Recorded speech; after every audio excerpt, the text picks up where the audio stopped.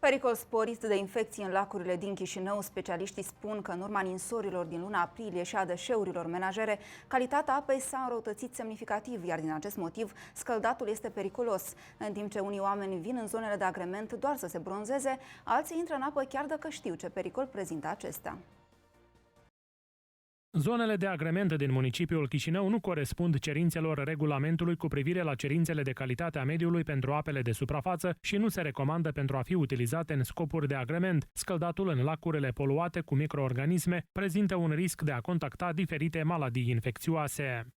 Cei care se duc la odihnă în bazinele acvatice unde apa este poluată riscă să facă așa boli ca bacterioze, viroze și parazitoze. Cel mai des, vibrionul holeriformic non-O1 se depistează în lacul Vatra, adică în apa lacului Vatra, mai puțin în apa râului Nistru și mai rar în celelalte lacuri care sunt de importanță locală. Chiar și așa, din primele ore ale dimineții, zonele de agrement sunt invadate de oameni de toate vârstele. Unii vin doar să se bronzeze, iar alții intră în apă, chiar dacă știu ce pericol îi paște.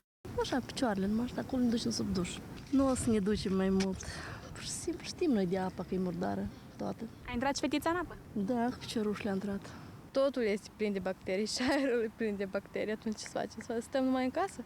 Și nu voi temeți să veniți aici? Nu prea. Каждый раз, когда я прихожу, всегда купаюсь. Nu ne-am scaldat, doar ne bronzăm.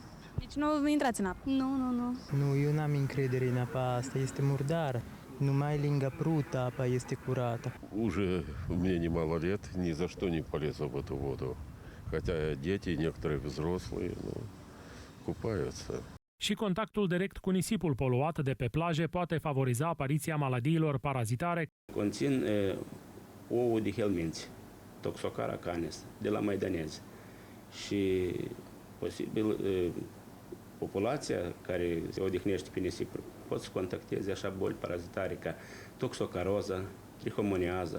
În fiecare zonă de agrement există dușuri, în timp ce unii le folosesc pentru a se spăla de nisip sau după ce au ieșit din apă, alții le folosesc atunci după ce fac sport. Noi facem duș. Deci ați venit doar să vă bronzați și să faceți duș? Da, numai duș. Mă scald sub duș. Precizăm că în municipiul Chișinău există 6 zone de agrement în preajma cărora se găsesc lacuri și în toate scăldatul este interzis.